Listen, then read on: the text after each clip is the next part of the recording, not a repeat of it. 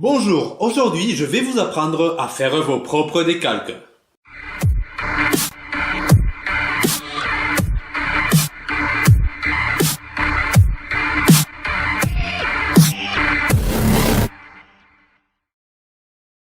Je vous montrerai à faire des décalques pour vélo, mais le principe est le même pour tout autre objet.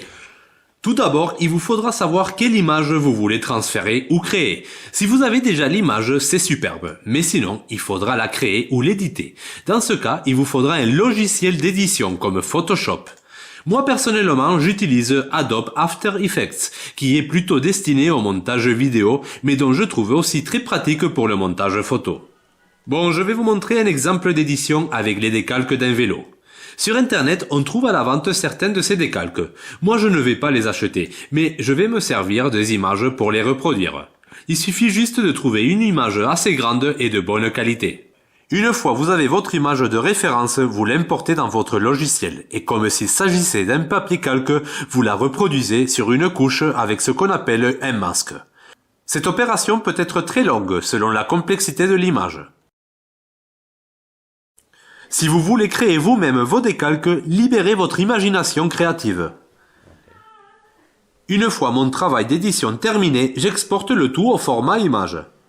La deuxième étape consiste à trouver la bonne taille de mes images, pour que lors de l'impression, elles s'adaptent bien au cadre. Pour cela, l'idéal, c'est de connaître les mesures exactes des décalques. Si vous avez un exemple, prenez les mesures directement sur celui-ci.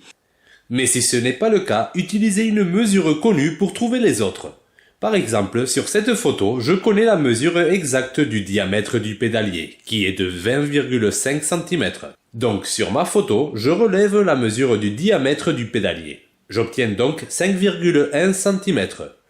En divisant la valeur réelle de celle de l'image, j'obtiens donc un coefficient multiplicateur. Il suffit maintenant de multiplier n'importe quelle mesure relevée sur l'image par ce coefficient pour obtenir la mesure réelle. Attention, car si vous obtenez votre coefficient en zoomant l'image, il faudra conserver le zoom pour prendre la mesure que vous souhaitez connaître. Sinon, le résultat sera faussé. Attention par contre à l'effet de perspective. Prenez donc des objets de référence sur un même plan. Dans tous les cas, cette méthode n'est pas très précise.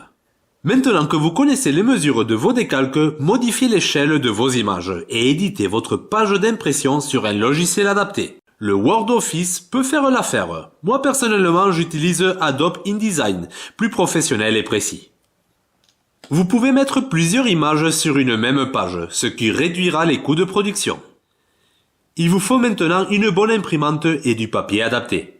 Pour des fonds clairs, j'utilise du papier spécial pour décalcomanie à l'eau, à fond blanc ou à fond transparent, selon l'image que vous voulez transférer. Ils sont faciles à appliquer et très fins, ce qui rend les décalques quasi invisibles. Par contre, sur des fonds foncés, faites attention, achetez des décalcomanies adaptées. Dans la description, je vous laisse quelques références de papier. Bon, maintenant, tout ça en place, sélectionnez la meilleure qualité d'impression et c'est parti. Laissez bien sécher l'encre de l'imprimante et bombardez avec du vernis. Minimum 3 couches, en laissant sécher entre chaque couche. Surtout pour les décalcomanies à l'eau, cette étape est très importante car l'encre risque de partir si vous ne vernissez pas assez. Bien, il est temps de passer à l'activité découpage. Essayez de découper le plus près possible des bordures de votre image afin qu'elles soient moins visibles une fois transférées. Par contre, sur des figures complexes et avec des courbes, cela ne sera pas possible. Maintenant, plongez votre décalcomanie dans de l'eau tiède. Attendez environ 30 secondes. Sortez-la de l'eau, placez-la sur la surface à transférer et avec beaucoup de soin, faites légèrement glisser la partie supérieure de la décalcomanie qui devrait se décoller de la feuille de support et posez-la délicatement en la décollant progressivement. À ce stade, vous pouvez déplacer légèrement la décalcomanie pour la placer correctement. Avec un petit chiffon, absorbez l'excès d'eau et vérifiez l'absence de plis et de poches d'air.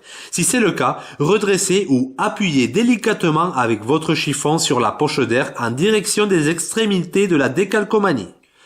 Laissez bien sécher avant de poser la décalcomanie suivante, car en cas de contact accidentel, elle pourrait se décoller. Une fois tout bien sec, il serait recommandé d'appliquer une couche de vernis sur l'ensemble du cadre, pour bien figer les décalcomanies. Et bien voilà, maintenant c'est à vous de jouer. N'hésitez pas à liker et à me laisser vos commentaires. À bientôt les gars. Vous aimez mes vidéos? Alors n'hésitez pas à vous souscrire, c'est un tout petit geste, mais qu'est-ce que ça fait du bien. Alors allez-y, c'est juste le bouton en bas.